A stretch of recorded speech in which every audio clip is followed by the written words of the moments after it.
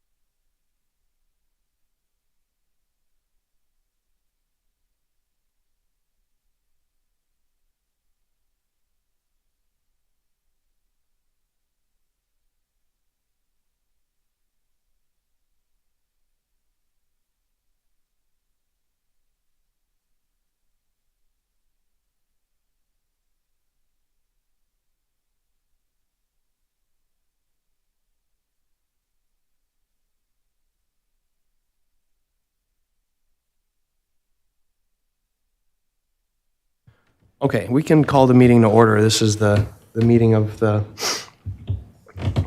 hearing subcommittee of the Alcohol License Review Committee. Mr. Verbeek, was this meeting properly noticed? It was. All right, please call the roll. Alder Glenn. Present. Alder Glenn is here. Alder Figueroa Cole. Here. Figueroa Cole is here. Mr. Brusick. Here. Mr. Brusick is here. Ms. Clemens. Present. Ms. Clemens is here. Chair, we do have quorum. Okay. Thank you. So if the parties could give appearances. City appears by Assistant City Attorney Jennifer Zillevy. Your name for the record, please. Jacob McRoberts. Okay. So this is the revocation hearing in the City of Madison v. Fusion Smoke and Spirits. So, Mr. McRoberts, your attorney's not here right now. Correct. I have called him 11 times. I spoke with him last at 9 a.m. He said he had vertigo. He had been fine all week. This is something he's been dealing with for 3 months. I asked him, "You gonna be all right? You'll be there at 4 p.m.?" He said, "Oh, yeah." Okay. And no response from him since 9 a.m. All right, thanks. Attorney Zillevy, would you like to say anything? Yes. I'm not entirely sure that this is not completely by design by Attorney Dellier.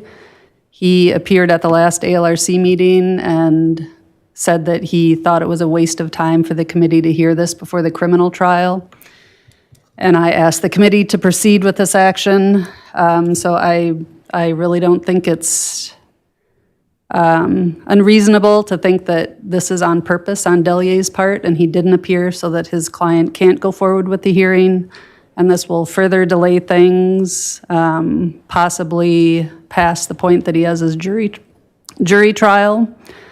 I would also like to note for the record that Attorney Delier has a history of doing this sort of thing with hearings. And I have 5 witnesses here ready to proceed. 2 of them are off-duty police officers who are not working, but came for the hearing. A sheriff's department detective who is on his day off, who is here ready to testify. An agent from the Department of Revenue and another detective from the Dane County Task Force. And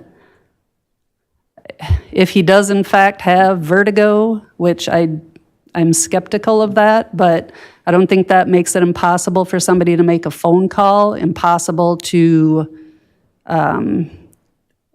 give the courtesy to this body and the parties involved notice that he does not intend on showing up.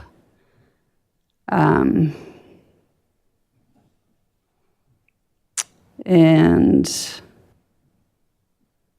that, I guess that's all I have to say. Thank you.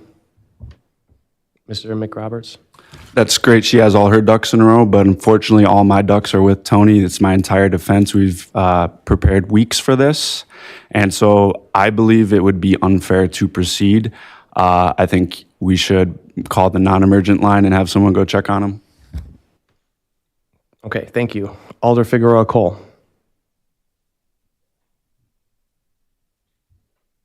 My question is for the attorney. Does the statute requires that a lawyer be present for the defendant as part of the process?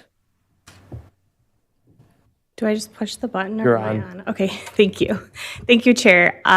Thank you, Alder Figueroa Cole, for that question. That was what I was going to add to the conversation. This is a civil revocation matter. It is not a criminal matter. There's no criminal trial here. Therefore, there's no right to an attorney or right to be represented by an attorney. For example, if someone did not have an attorney, they would not be appointed one like you would be appointed a public defender or something. That doesn't exist in this kind of setting. So there is no right to an attorney here. I would say that I had communications with the attorney as late as yesterday. I have, for the record, left him a voicemail at his office line and called one other time. This is highly irregular in our profession. So I would say this is highly irregular and irresponsible for an attorney to do this, but it is not someone's right to be represented. It would be an appropriate use of a formal complaint to the Office of Lawyer Regulation. Or perhaps, Mr. McRoberts might have other ways of dealing with this kind of attorney problem, but that does not affect this revocation hearing. Thank you.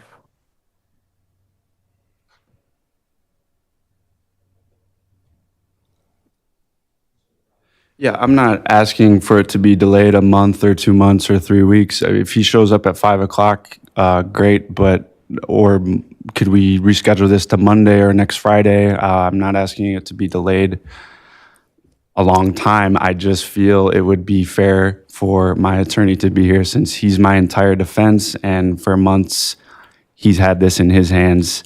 I understand I don't have a right to one, but if I knew I wasn't going to have one, then I'd be more prepared myself.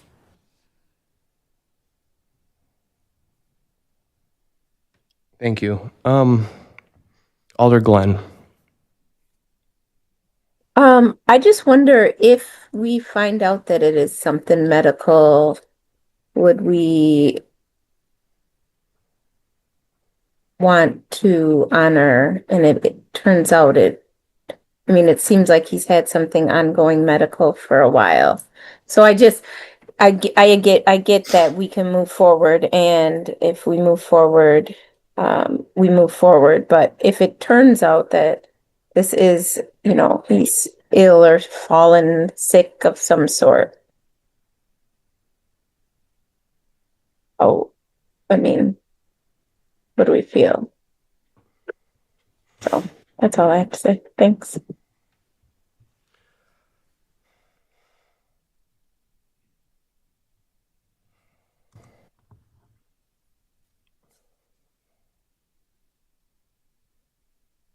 Alder Figueroa Cole. I don't know if it's appropriate for me to ask this question, so if it's not, we can move it to the proper time. So once we go through the hearing, what will be the final options? If we decide to revoke the license, how long before the person can apply for a license again, for example? If that was like the worst case scenario, we decide that we revoke the license, So then before getting into that, I'll say, so whatever happens at the revocation hearing then goes to the ALRC for approval and then goes to the council for approval, or disapprove. So it's not as if something would be happening rapidly. Okay. And it is not just as straightforward as simply revoke or not revoke. There are other potential options that this subcommittee has. If it does find there are violations, then the potential options include a range of things, from suspension to revocation. If there is a revocation, I believe that that a person cannot reapply for 12 months. okay. So from my second, thank you, Amber. And so then what, Chair, what is do we have something on the table to make a decision here? Yeah, I think the question for the How subcommittee does that work? is, About proceeding or not proceeding? I think we need to think hard about what's going on here. We have, I think it's made clear that we could proceed with the hearing, but the question for the subcommittee members is, should we? I don't know if the disadvantage that Mr. McRoberts will have in this hearing is really his fault if his attorney didn't show up when he was expected to show up. So do we as a subcommittee want to go forward in the public eye,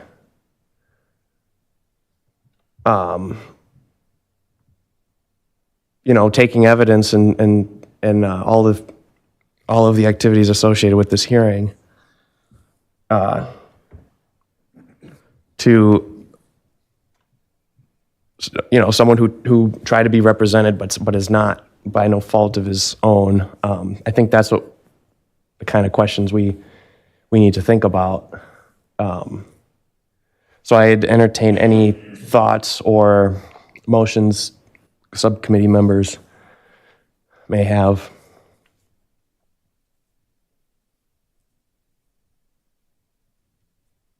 Alder Glenn.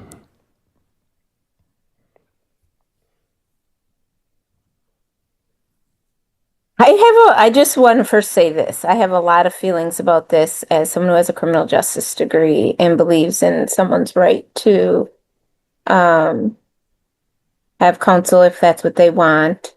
I also understand that this is civil. I also understand that there will be other touch points. But I am not comfortable moving forward. I am one of 3 people in the room, but would prefer to delay and find out what's going on. I think It is for the city, it is an equity. I think it also allows us as a city to realize that everyone, if wanted, has a right to representation. And I just don't think, he said he's called him 11 times. This isn't, you know, in my value system, could not vote to move forward, and my beliefs. So that's where I sit. I don't know where it, for discussion, if anyone else, I would not be voting for moving forward. Okay. Attorney Zillivi. Turned it off. If that's the direction the committee is going, if they are going to continue this, then I really hope that they require more of Attorney Delier in terms of proving, like actually proving why he was not here today. I don't believe the documentation that he submitted to postpone the last hearing, I didn't see it, but from what I know, it wasn't exactly what the committee sought. So I think there has to be absolute solid proof from him that there was something that prevented him from being here today, prevented him from communicating with his client. I don't know that he and his client didn't make this deal that, hey, I won't show up, the hearing won't go forward, this is a good way to move things out. I don't know that. So I think it's only fair if the committee decides to push this out, given that the city has all of his witnesses here, is ready to go. I think it's only fair and equitable that Delier is put to proof as to why he was not here, why he didn't communicate with his client the entire day. It's so unacceptable.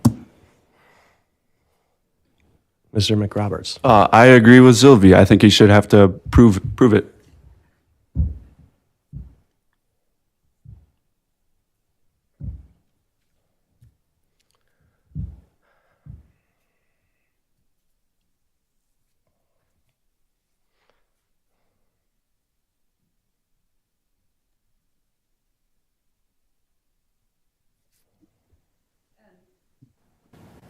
You know, what happens, you push this out, and this happens again. This was my concern the very first time it happened, that he was going to do this again, and he did it. As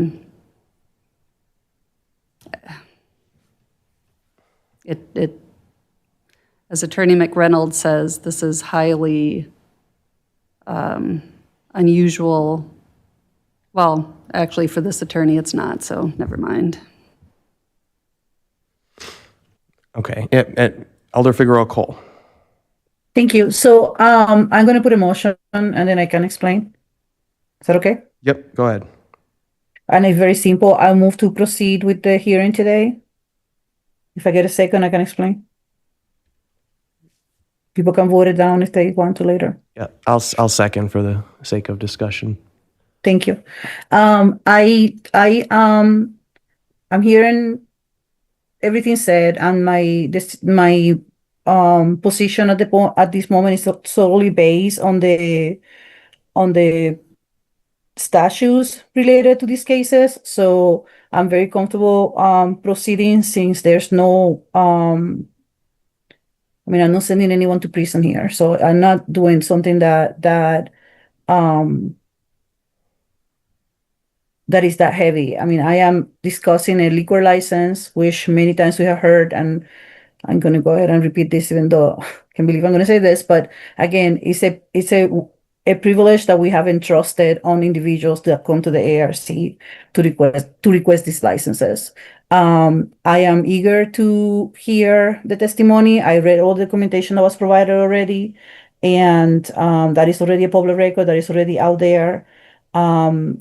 if the applicant, I mean, if the applicant or the person that Mr. Mark Roberts is able to allow his attorney to build a case later on when things come to the ARC or go to council, then we can definitely make final recommendations at that time. But I am okay at this moment to continue with the hearing and put out there the information that give final clarification on the information that we already received. Thank you.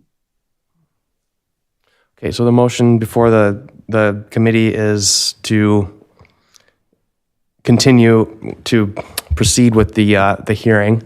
It's been moved and seconded.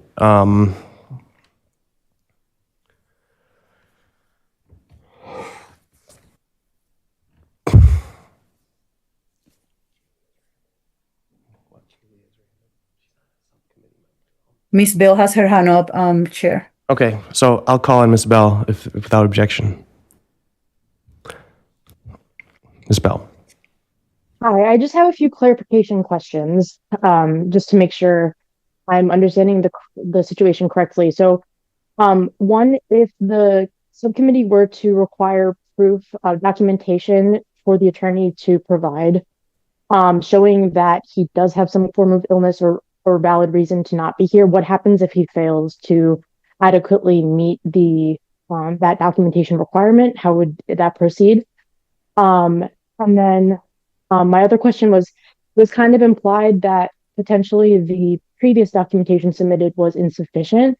I was wondering if we could get more information about that. Do we for sure know that this person has had medical issues, or is this just something that is like a word of mouth kind of thing? And lastly, I think if this is something the attorney has a history of doing, that is something that should be considered. Obviously, this is really unfortunate because I genuinely don't think this is the applicant's or the applicant's fault. So it's a very unfortunate situation, but I'm just trying to make sure that we're considering all of the components of this. Thank you. Further discussion? Mr. McRoberts. I just feel like it'd be really unfair for the other side to get off on a strong foundation. And Tony has a response for everything that might be said. And why would we do this intentionally, knowing on the possibility that you guys might just proceed anyway, and then I'm just sitting here? So I hope he can provide the proper documentation. I think he should have to. I didn't know about his history of doing that. It's the first I'm hearing of it, and this is my first time using him as well. So, Attorney McReynolds. Thank you, Chair. I wanted to respond to Ms. Bell and others asking about the attorney's last request and his documentation that he sent in to the committee that they had asked for. This didn't come up at the ALRC meeting last Wednesday, and I think I did email Colin as the chair. Attorney Delier emailed me some documents. He did ask for some privacy related to them, and so I didn't think it was necessary to forward them all or put them all into Legistar. But I did sort of summarize them in an email to Chair Baruchik. And basically, the committee asked for proof about the attorney's claims. On February 25th, 2026, he did send me an email with several attachments, which were generally discharge instructions or after visit summaries regarding medical issues. Then I said they contained private medical information, so I did not attach them to the email I sent to Chair Baruchik. I said, obviously, I'm not a medical professional, so I cannot assess whether the information he provided confirms all of the claims that he made to the ALRC. But it was clear that he did visit medical facilities during the timeline that he mentioned to the ALRC to be seen for symptoms and conditions that he mentioned to the ALRC. he was not able to get a doctor to say when he would recover. That was one of the things the ALRC suggested to him so that they would understand a timeline. I could see why that could be difficult to get from a doctor, but he did not have any kind of documentation about how long his condition would last. I said, in my personal opinion, he complied with the ALRC's request to submit documentation of medical issues which delayed him from being able to effectively represent his client, Fusion Smoke and Spirits. So I think it wasn't exactly on point maybe for what the ALRC was asking for, but he did submit something that had dates that were in the timeline that he represented to the ALRC. So I think that's sufficient without having to show those documents, but if it comes up that those are needed to share, I think we can address that as well. I do personally think this is a bit of a different issue. That was kind of like he was representing to the ALRC that he had this issue that took him out of work for a while, and so he couldn't prepare. But, I mean, we saw him last Wednesday, so it does seem like this is a different issue where he's not just generally saying, like, he couldn't prepare, he's MIA. So I would expect that if you're asking for documentation, it would need to be like very specific about today and what happened today. And that he should be able to provide that for you if that's what you're requesting of him. I would add to that it should not just be random discharge records. It should actually be a letter from a physician confirming what his issue is, what his medical condition is, and that condition prevented him from being available today at all. Okay, so let's handle the motion before us, which is to proceed as normal.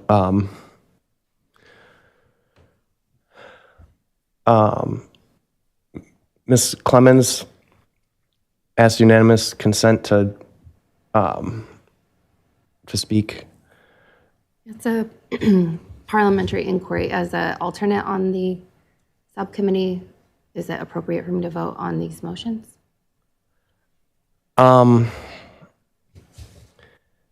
No.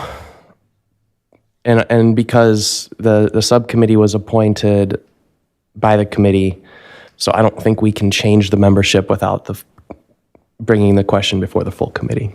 The committee did designate you as an alternate, meaning if someone is not available who was appointed by the committee, then you could step in. Thank you, Chair. Okay. Discussion on the motion? Does everyone know the motion? Mr. Verbeek, could you call the roll?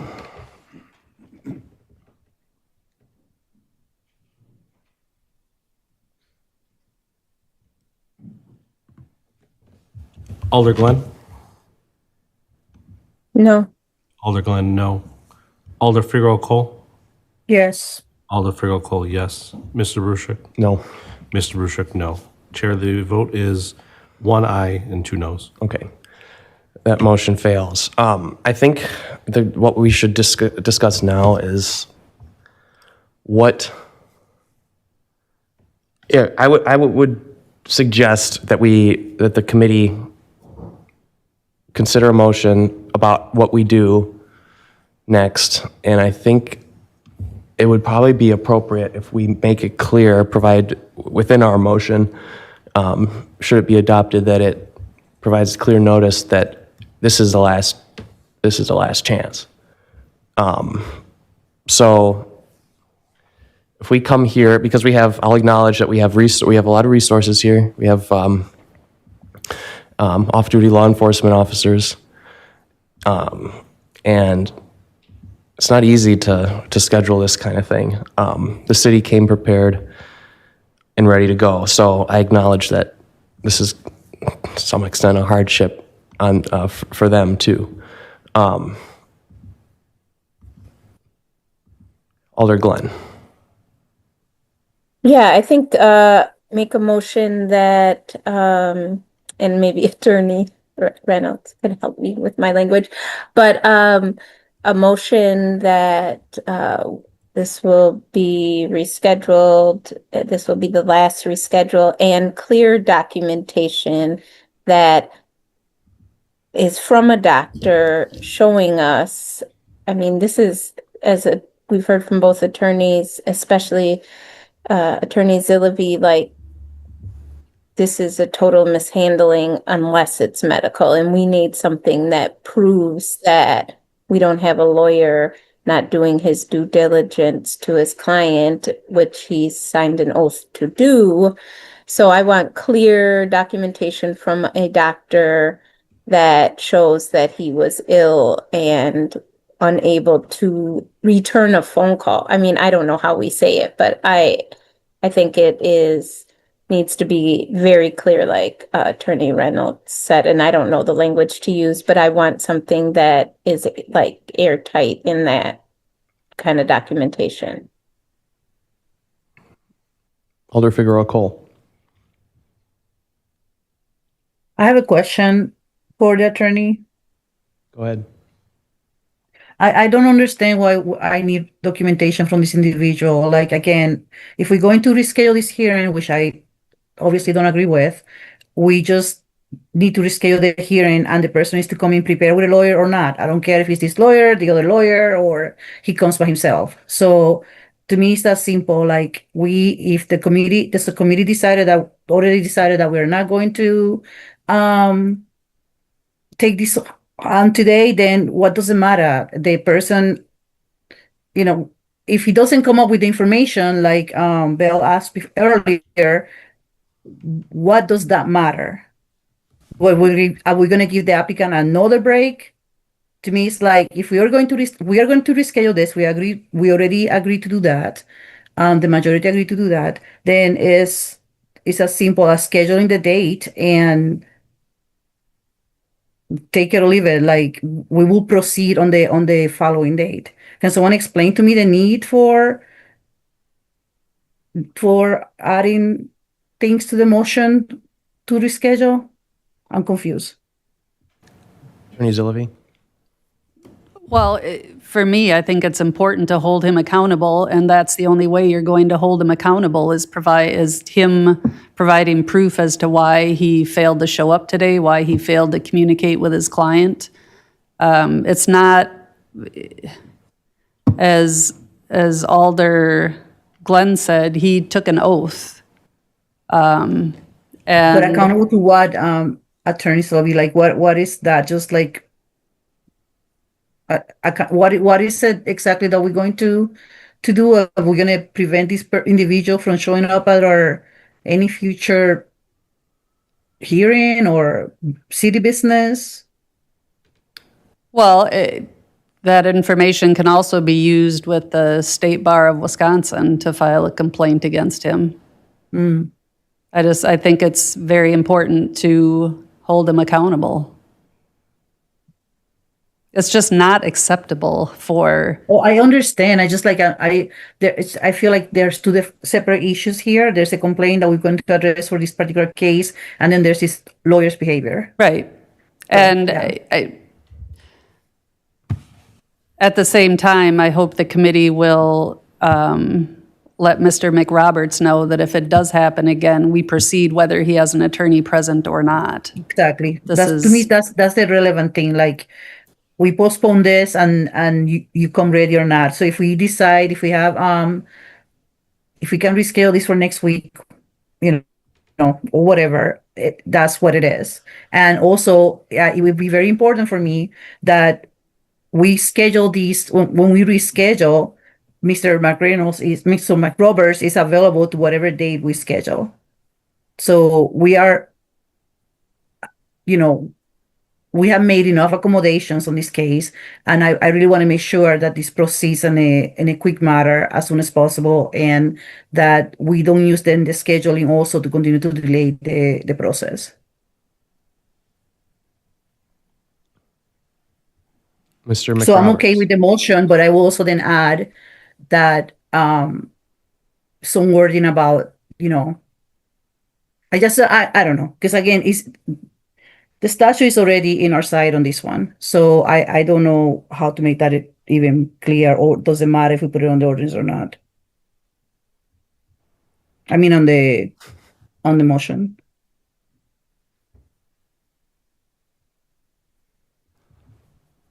I agree. I think my attorney should have to provide sufficient proof of his MIA today, and his absence should be his own consequence and not mine. I'm fine to reschedule as soon as next Friday, and I may need to find a new attorney if he's on the floor right now. Okay, so let's formulate a motion. If someone has ideas for exactly how to word it, go ahead. I'll think about it too. I guess first, I'm sorry. I think our motion probably should have, if we're going to reschedule this, the motion should include the date when we reschedule. And then additional language specifying what we want in terms of documentation from Attorney Delier, and also the expectations that our expectations for next hearing, and notice about how we're going to handle it, so all the world can see. Attorney McReynolds. Thank you, Chair. I suggest that these do not have to all be in one motion either. So you could make one motion about rescheduling, one motion about what you're requiring of the attorney that is, kind of separate from the issue of rescheduling. And then I would probably recommend that we allow Attorney Zillaby to talk to her witnesses about availability. So I don't know if it makes sense to take a break and then come back with potential dates, or if you want to give potential dates and then they confer about it. But it might be something that with this many people needs to be discussed before she could agree to a specific date to reschedule. Sure. Attorney Zillaby, you have? Yeah, I think it's probably best if you have some dates in mind, and then I can ask my witnesses their availability.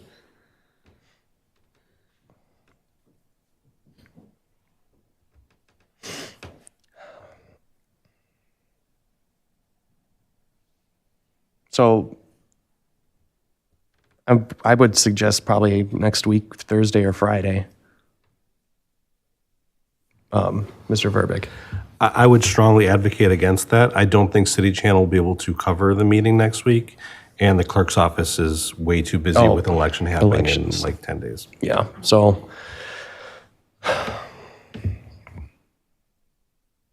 spring elections the 7th. Alder Figueroa Cole. Also, I thought that we had discussed this meeting was going to be Zoom. For whatever reason, I didn't gather that it was going to be a hybrid meeting. Do we have to have a hybrid meeting? Do we have to? I think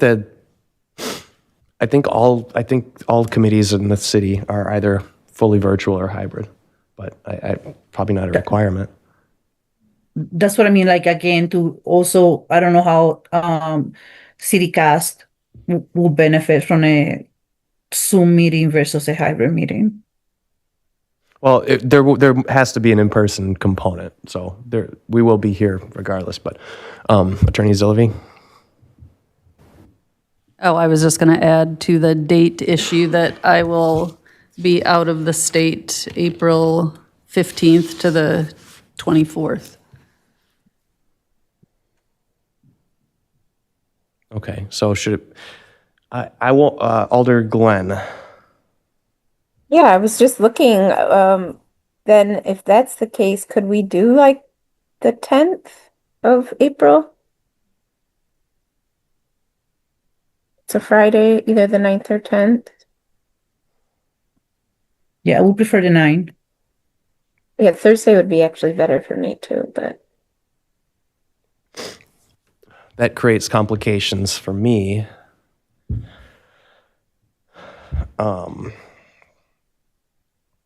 There's complications with that too. Because my absolute last day as a member of the ALRC is the 15th. And ideally, I would be able to sign the report produced by this committee. But I wouldn't be able to do that after I'm no longer a member. And so that would be asking Attorney McReynolds to really rush and do the report if we did it on the 10th. So this is very complicated. Okay, let's take a break. Yes, but we don't have to hear it, so go somewhere else. All right, let's recess, or let's stand informal.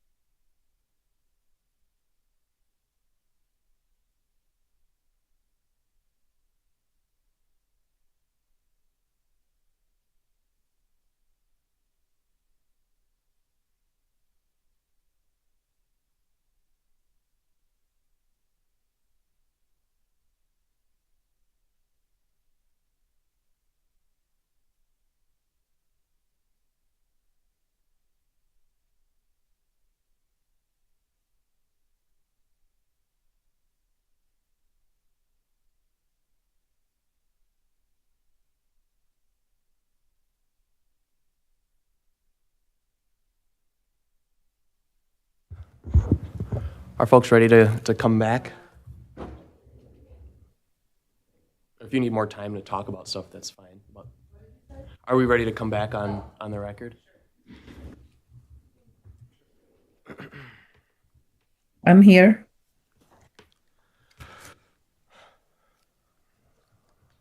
Okay.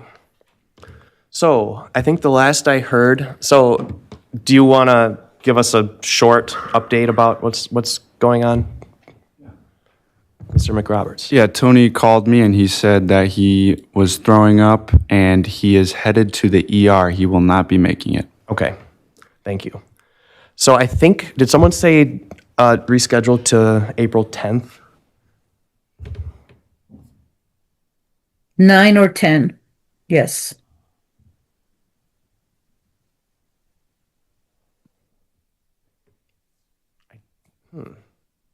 I guess the 9th theoretically works for me, yeah.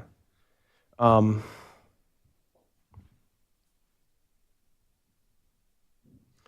you want to make that motion, Alder Figueroa Cole? Are we done with the other motion that was on the table? Was there already a motion? I thought Alder Glenn had a motion on the table. I don't know if we interpreted seconded. her suggestion to be a discussion point, not a motion. Okay, good. So yes, can we move the meeting to be rescheduled for April 9th? At what time? Oh, I'm gonna have to Okay, depends on the other people. I don't know. sure. I don't have it then. Attorney Zillivi? One of my witnesses is not available on the 9th, but understanding that the rules of evidence don't formally apply to these hearings, the two officers were on scene together, and there's one who cannot be here on the 9th. And I guess I would just like pre-approval that the one that will be here can testify to what the other officer who was with him would have testified to. Yes. Okay. Thank you. So any preference for the time? Again, 4 o'clock or? It will have to be 4 o'clock for me. At least, What do you mean at least? At earliest or at latest? at earliest. Okay. So, okay, motion to move the hearing to April 9th, I think. I already forgot what day was decided. At 4 o'clock. For a hybrid meeting, so people can also have access online. Can we say 5? Is that, That's 5 is fine. okay. So the motion is to reschedule this to April 9th at 5 PM. Yep. Is there a second? Second, Okay, moved and seconded. Discussion. Attorney Zillivi, you're on. Are you still on? Oh, sorry. Okay. Okay, Mr. Is McRoberts, it April, this, what's that? April 9th at 5 PM, does that work? Yeah, that works. Is it the same 4-hour time slot, 5 to 9? 5 to 9, yeah, Okay. okay.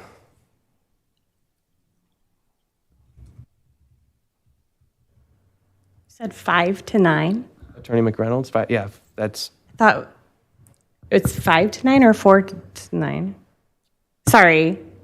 What was the motion? the motion was offered a friendly amendment to, that the motion be 5 PM, April I see. 9th. Okay. Thank you.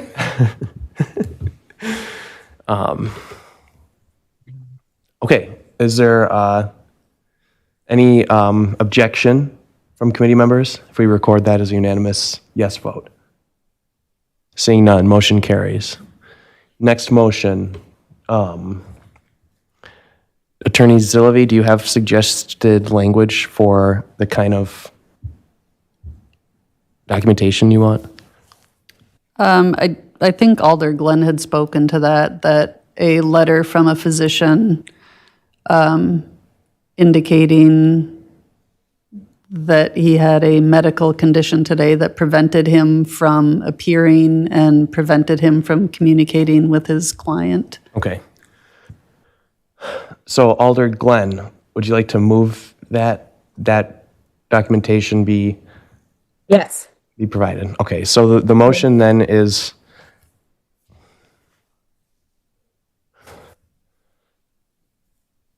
The motion is to require documentation from a doctor that is clearly states that why he was not able to communicate or appear in court okay. for his hearing today. Is that sufficient for your records?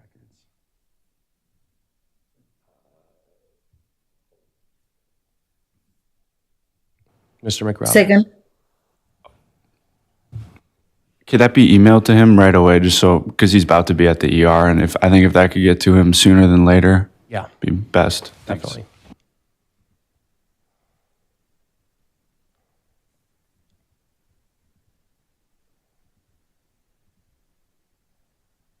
I'm sorry, could you restate that again?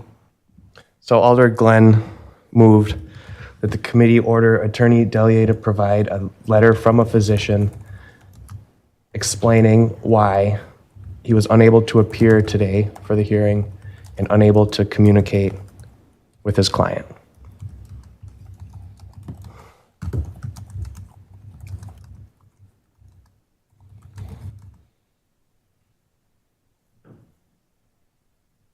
Oh, I'm sorry, what's that part about the communicating with the client? Explaining why he couldn't attend, couldn't appear at today's hearing and could not communicate with his client. Sure, okay. Okay. It's been moved by Alder Glenn, seconded by Alder Figueroa Cole.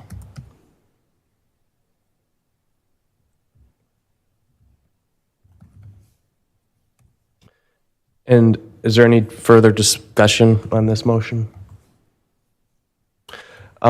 Is there any objection to recording a unanimous yes vote on this motion? Seeing none, that motion carries unanimously. And then was there one more? I think there was one more. Oh yeah, I know. Alder Figueroa Cole.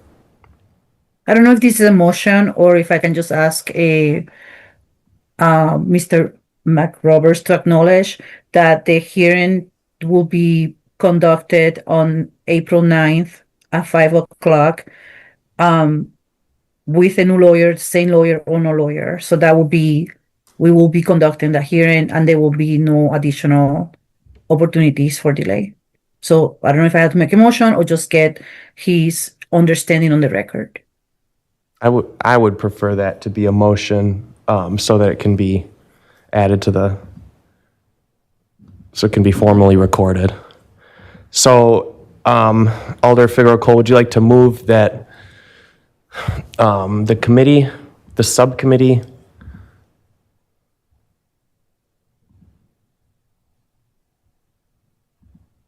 you move that the subcommittee formally notice that the hearing scheduled for April 9th at 5 p.m. will proceed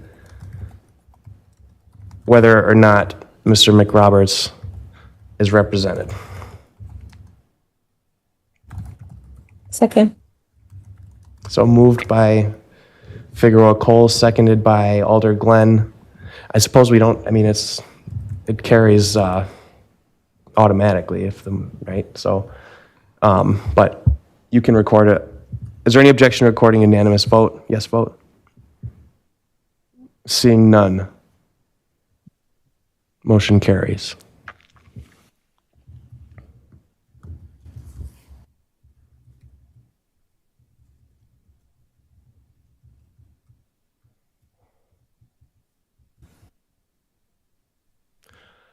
All right, well, is there any other business people like to conduct? Anyone would like to say anything? Alder Figueroa Cole. Thank you to everyone who showed up for the meeting. We appreciate it, and see you again next week. Or in a Alder- few days. But thank you. Alder Glenn. Yeah, I think I just want to acknowledge that to city attorney and MPD and those that were able to come. Thanks for showing up, and everybody in the room I know believes in processes, and so I just want to thank you, and I will see you next week.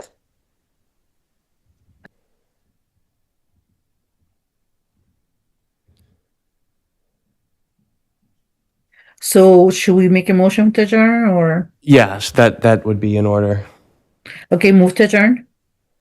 Okay, Second. moved and seconded. And I'll just say thanks. I'll just echo what's been said. Thanks to all the witnesses who showed up for coming on your day off. And thank you for all the support and advice from Attorney McReynolds and Mr. Verbeek. With that, if there's no objection, we are adjourned.